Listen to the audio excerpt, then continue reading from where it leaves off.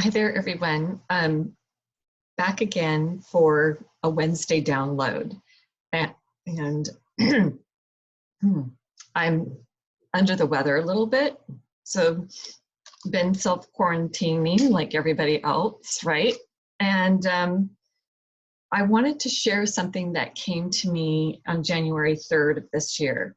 I feel like it's time now to share it.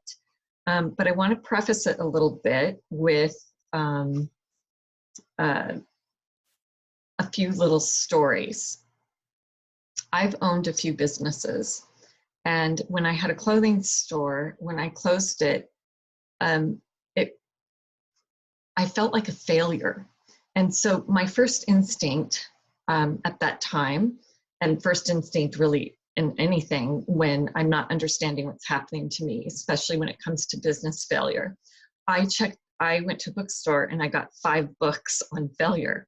Failure in science, failure in politics, failure in business, like everything I could find about failure, it was like right there waiting for me. It was so strange.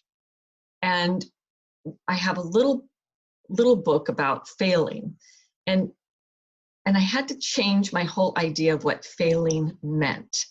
To me at that time, failing meant I was a loser, that I was not successful, that I obviously didn't know what I was doing, blah, blah, blah. And that really wasn't true, because what ended up happening from that catapulted me into starting Wardrobe 911, which became really successful.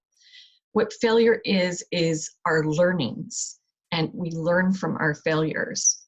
And one of the things that really stuck out to me was Thomas Edison and how he had literally created 1,000 ways of the light bulb that didn't work. He failed 1,000 times.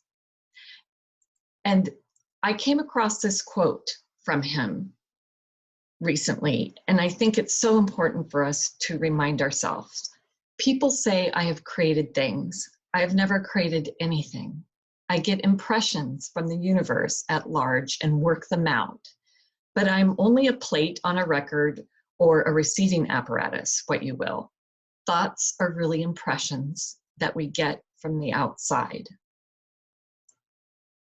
Now, he was one of our most prolific inventors and minds. And for him to say that, and it's really important for us to understand that we are connected to the universe. We are products of all of the thoughts that come through us. We create from what we are connected to.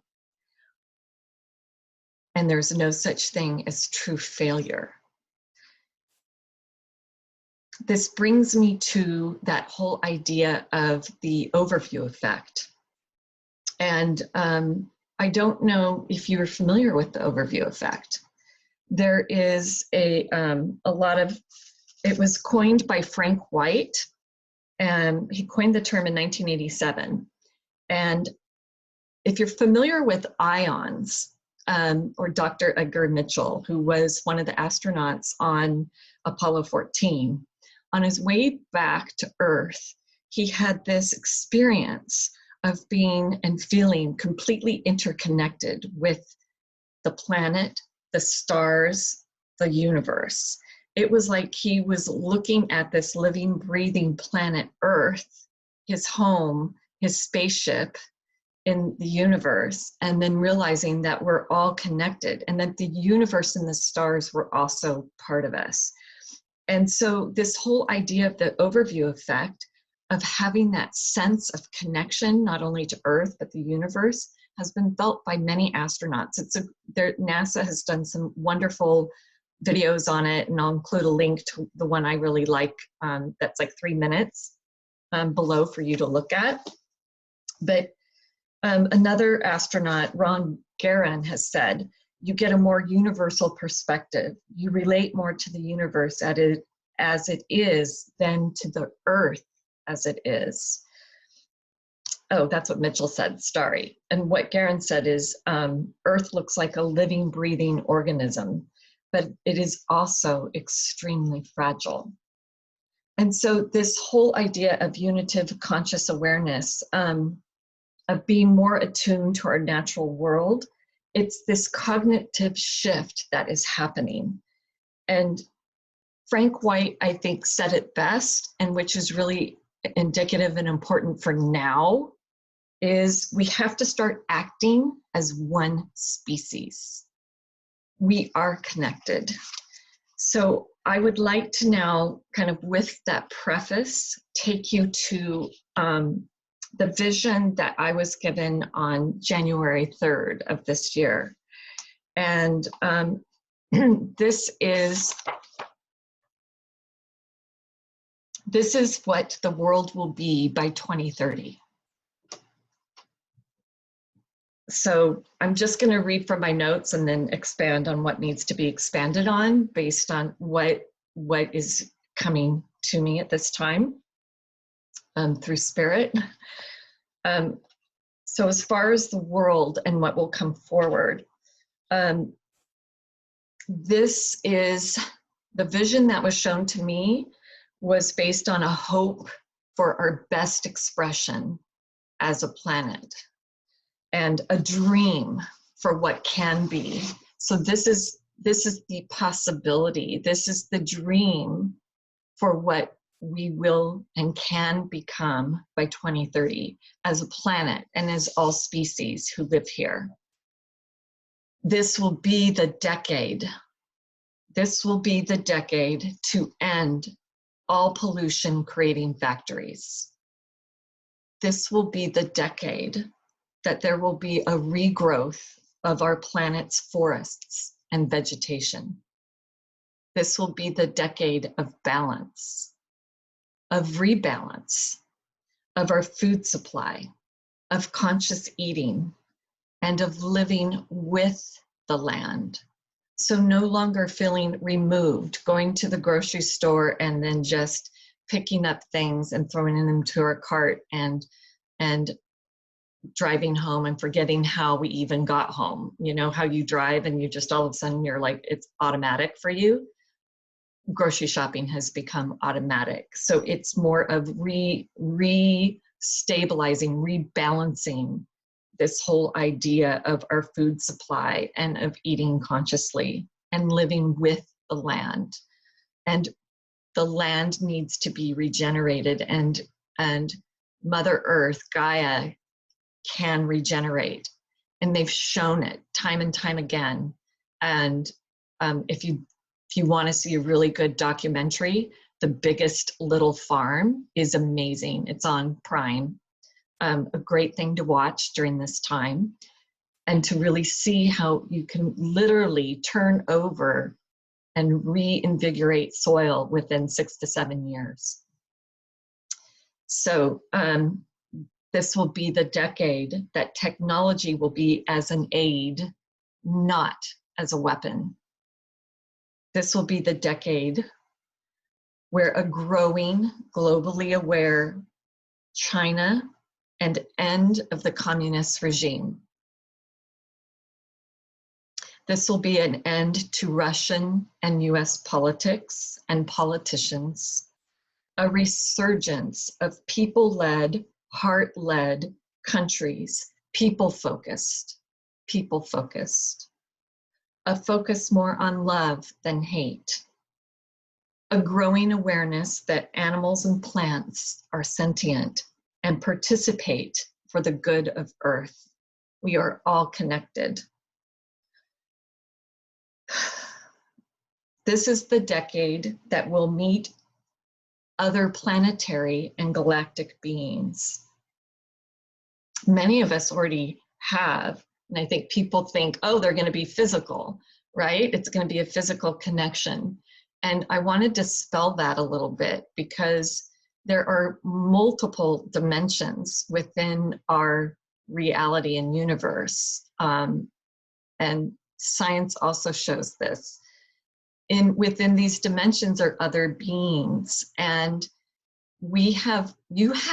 everybody has the ability to access and see and to be more aware of them. So this growing awareness that we are having of the animals and sentient beings on this planet and realizing that we are connected to Earth and that she is living and breathing will also let us to step forward to really see these other dimensions and these other beings who are there to help and guide, because we are all connected.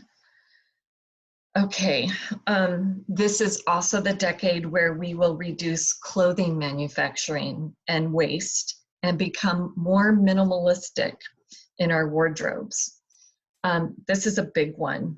They showed me this part of the vision that I saw is enormous. And I also realize that this is going to cause some fear for those in the fashion and clothing industry, but don't worry, it's just shifting, it's changing. Remember, we are going to shift and change to make a better world. So hair and makeup and skin art will be how we express ourselves more. Not so much in clothing, but don't worry. It will be the end of fashion as we know it. It will be the beginning. This decade will be the beginning of the end of textile manufacturing. People, it will be the end of manufacturing and hazardous waste. So anything that causes waste, hazardous waste, anything that hurts the people that work on the textiles, that causes slave labor, that causes anything to hurt our environment or our people will just end. We automatically will change that. And there are so many organizations within that are B corporations, benefit corporations, that are really stepping forward and making this happen right now. So this is a vision and this is happening, but what I've been shown is this is the really exciting part. It really is going to shift and change. And so what they've shown is that you'll basically have about 10 pieces in your wardrobe, and they'll be tech enhanced.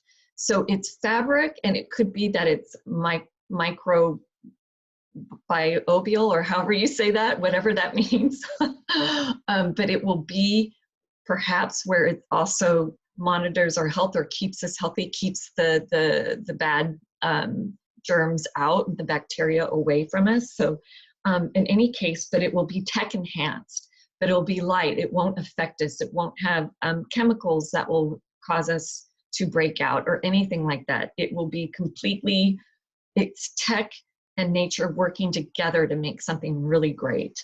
And this is just what they've shown. The fabric, color, and pattern. So everybody will have 10 items. So they could be you have like 5 pants and 5 tops, or it could be you have 3 pants and 4 tops and 2 jackets and so forth like that. The cool thing about this technology, about this fabric, this textiles, is that it can change for the mood of the wearer. So the wearer can then download the pattern, the color, so the styles will be different. So you might have a different, like a button down top, but then you can change the color of it with this technology. So the focus will be more on design and color and app-based. And so there's still lots of workers. It doesn't mean you get rid of people and the beautiful gifts that you bring. It's about bringing your art and your knack for technology, wherever you're like science-based or if you're art-based, it's bringing those two together and really doing something cool with our clothing. And so we all will be minimalist. We will not have that much in our wardrobes. There will be no waste. There will be no pollution or building heaps of clothing that we decide we don't want to wear each year. This is stuff that we continually reuse and rewear. And the great thing is we can constantly change the colors and the style of it. So it's a really beautiful, cool thing that's going to be happening by 2030, or the beginning, by the end of this decade. This is going to be beginning. That's what they show. Art and science live on in this really beautiful, expressive way. Transportation, they've shown, will also be making inroads too. And it is, oh, my glasses give me headaches. It's definitely this ironic step back into the future, but they've shown that we are going to be using and recycling trash and so forth as a new fuel. And it's this new fuel that is going to be supplying fuel for our vehicles. And hybrids will be based on this new fuel. Electric vehicles will also get a boost in battery efficiency, and some type of new battery, and I say that in quote, some type of new battery will come forward, and it's going to be smaller and safer and more economical. Yeah, it's almost like it's almost like something that fits in the palm of your hand almost. So it makes it so that the car is then lighter because you don't have a heavy battery, but it's some kind of quote unquote battery. This is coming forward. One of the things that they also showed me, they showed economics. And speaking of economics, and we will be a cashless society. Now I know that that's been future speak. I know that, and I know that that's where we're moving towards, but by 2030, we will be. The economics will start to combine though, the economies will start to combine. So what I was shown, it felt like it was 3 to 4 world economies or currencies only, and not the many hundreds that we have right now. And there is a redistribution of wealth that is going to be starting in 2030. More and more people will be happier and more prosperous, and bringing their creativity and knowledge and skill to an earth that is joyful. We are on the verge of living a true heaven on earth. And this was the vision that I was shown for 2030. So I wanted to share that with you because I feel like there has been a lot of fear expressed during this pandemic, and I didn't share this 2030 vision when I received it because sometimes we just doubt ourselves, or I didn't know if it was the right time to share it at that moment. And now I know is kind of to be held now to show you what we can and will be stepping into as a planet, as a global connected being, because we all belong to each other. We are all one, and that shift is happening. And as that happens, this beautiful new way of being and expressing ourselves is coming forward. And I think that's what's super exciting, is that all your gifts and your talents and the things that you know in your heart you love to do and you love to share with people, you're going to be able to do that so much easier and better as we continue to move forward, because we're all being supported. And it's such a lovely, lovely energy and lovely vibration. And so I just want you to know that there's beautiful things to look forward to. This is the dream of the new earth. This is a vision that we can step into. So with that, thanks so much for being here, and I will see you next week.